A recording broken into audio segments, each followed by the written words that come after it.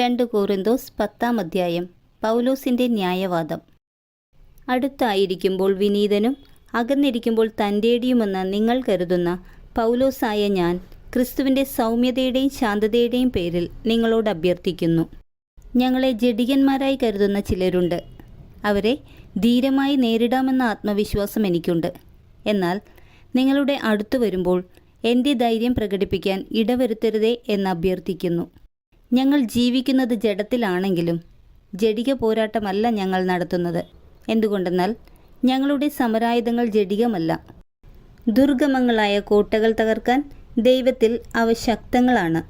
ദൈവത്തെ പറ്റിയുള്ള അറിവിനെതിരായ വാദമുഖങ്ങളെയും ഔദത്യപൂർണമായ എല്ലാ പ്രതിബന്ധങ്ങളെയും ഞങ്ങൾ തകർക്കുകയും ക്രിസ്തുവിനെ അനുകരിക്കേണ്ടതിന് എല്ലാ ചിന്താഗതികളെയും കീഴ്പ്പെടുത്തുകയും ചെയ്യുന്നു. നിങ്ങൾ പൂർണ്ണമായി അനുസരിക്കുന്നവരായതിനു ശേഷം അനുസരിക്കാത്തവരെ ശിക്ഷിക്കാൻ ഞങ്ങൾ സന്നദ്ധരായിരിക്കുകയാണ്. നിങ്ങൾ കൺമുമ്പിലുള്ളത് കാണുക. ആരെങ്കിലും താൻ ക്രിസ്തുവിനുള്ളവനാണെന്ന് ദൃഢമായി വിശ്വസിക്കുന്നെങ്കിൽ ഞങ്ങളും അവനെപ്പോലെ ക്രിസ്തുവിനുള്ളവരാണെന്ന് മനസ്സിലാക്കിക്കൊള്ളട്ടെ. ഞങ്ങളുടെ അധികാരത്തെപ്പറ്റി ഞാൻ കുറച്ചധികം പ്രശംസിച്ചാലും അതിലെനിക്ക് ലജ്ജിക്കാനില്ല.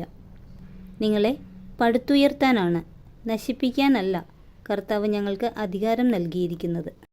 ലേഖനത്തിലൂടെ നിങ്ങളെ ഭയപ്പെടുത്തുന്നവനായി എന്നെ നിങ്ങൾ കണക്കാക്കരുത്. എന്തെന്നാൽ ചിലർ പറയുന്നു, അവൻ്റെ ലേഖനങ്ങൾ ഈടുറ്റതും ശക്തവുമാണ്. എന്നാൽ അവൻ്റെ ശാരീരിക സാന്നിധ്യം അശക്തവും ഭാഷണം മനസ്സിലേശാത്തതുമാണ്. അകലെയായിരിക്കുമ്പോൾ ലേഖനത്തിലൂടെ പറയുന്നത് തന്നെയാണ് അടുത്തായിരിക്കുമ്പോൾ ഞങ്ങൾ പ്രവർത്തിക്കുന്നത് എന്ന് ഇക്കൂട്ടർ ധരിക്കട്ടെ. ആത്മപ്രശംസ നടത്തുന്നവരുടെ ഗണത്തിൽപ്പെടാനോ ഞങ്ങളെ അവരോട് താരതമ്യം ചെയ്യാനോ ഞങ്ങൾ തുനിയുന്നില്ല. പരസ്പരം അളക്കാനും തുലനം ചെയ്യാനും സാഹസപ്പെടുന്ന വിഡ്ഢികളാണവർ. ഞങ്ങൾ അതിരുകടന്ന് ആത്മപ്രശംസ ചെയ്യുകയില്ല. ദൈവം ഞങ്ങൾക്ക് നിശ്ചയിച്ചു തന്നിട്ടുള്ള പരിധി ഞങ്ങൾ പാലിക്കും. ആ പരിധിയിൽ നിങ്ങളും ഉൾപ്പെടുന്നു.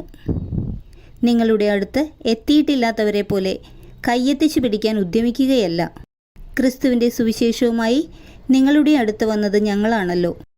അന്യരുടെ പ്രയത്നങ്ങളുടെ ഫലം സ്വായത്തമാക്കി അതിരുകവിഞ്ഞ് അഹങ്കരിക്കുന്നവരല്ല ഞങ്ങൾ. നിങ്ങളുടെ വിശ്വാസം വർദ്ധിക്കുന്നതനുസരിച്ച് നിങ്ങളുടെ ഇടയിൽ ഞങ്ങളുടെ അധികാരമണ്ഡലം പൂർവോപരി വികസിക്കുമെന്നാണ് ഞങ്ങളുടെ പ്രത്യാശ. അപ്പോൾ അന്യൻ്റെ വയലിൽ ചെയ്ത ജോലികളെപ്പറ്റി പ്രശംസിക്കാതെ നിങ്ങൾക്കപ്പുറമുള്ള സ്ഥലങ്ങളിൽ സുവിശേഷം പ്രസംഗിക്കാൻ ഞങ്ങൾക്ക് കഴിയും. അഭിമാനിക്കുന്നവൻ കർത്താവിൽ അഭിമാനിക്കട്ടെ. എന്തെന്നാൽ തന്നെ പ്രശംസിക്കുന്നവനല്ല, കർത്താവ് പ്രശംസിക്കുന്നവനാണ് സ്വീകാര്യൻ.